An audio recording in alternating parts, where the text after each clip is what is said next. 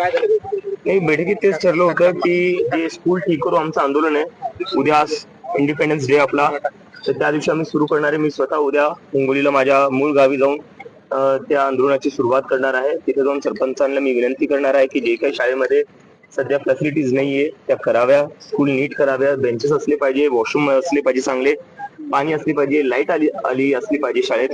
आणि असंच आम्ही जेवढी आमची टीम आहे सगळी देशभरात असे प्रत्येक ते त्यांच्या त्यांच्या गावी जातील आणि तिथे जाऊन सरपंचांना आणि गावकऱ्यांना रिक्वेस्ट करतील, कारण की आम्हाला या सगळ्यांच्या सहभागाने करायचंय, सगळ्यांना सोबत घेऊन करायचं. आणि मला नक्की वाटतं की हा एक असा मुद्दा आहे गावातल्या ज्या शाळा आहेत त्याच्यासाठी सगळा देश एकत्र येईल. अभिजित, उद्या 15 ऑगस्ट आहे, काय स्वातंत्र्याची परिभाषा आहे तुमच्या मते?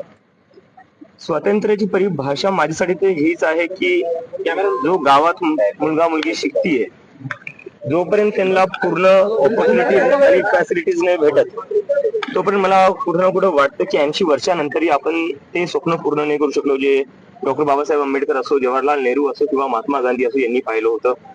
जोपर्यंत आपला देश पूर्ण शिक्षित होत नाही आणि गावापर्यंत शिक्षित नाही तोपर्यंत कुठे ना कुठे ते स्वप्न अपूर्ण राहणार आहे. आज मुख्यमंत्र्यांच्या उपस्थितीमध्ये तिरंगा रॅली कसं पाहता रॅली झाली पाहिजे. आता तिरंगा रॅलीवर काय झालीच पाहिजे, ती स्वातंत्र्य दिवस उद्या आपला ते झालंच पाहिजे. पण कुठे ना कुठे शिक्षणावरही थोडं लक्ष दिलं पाहिजे. कधीपर्यंत आपल्या गावकडचे म्हणजे आता सगळ्यात जास्त महाराष्ट्रातून व्हिडिओ येत आहेत जे लहान मुलांचे येत आहेत आणि व्हिडिओ काय येत आहेत, मुली म्हणतात 7-7 किलोमीटर दूर जावं लागतं, रस्ता नाहीये. थोडं याच्यावर पण लक्ष दिलं पाहिजे. एक वेगळा प्रश्न आहे सर.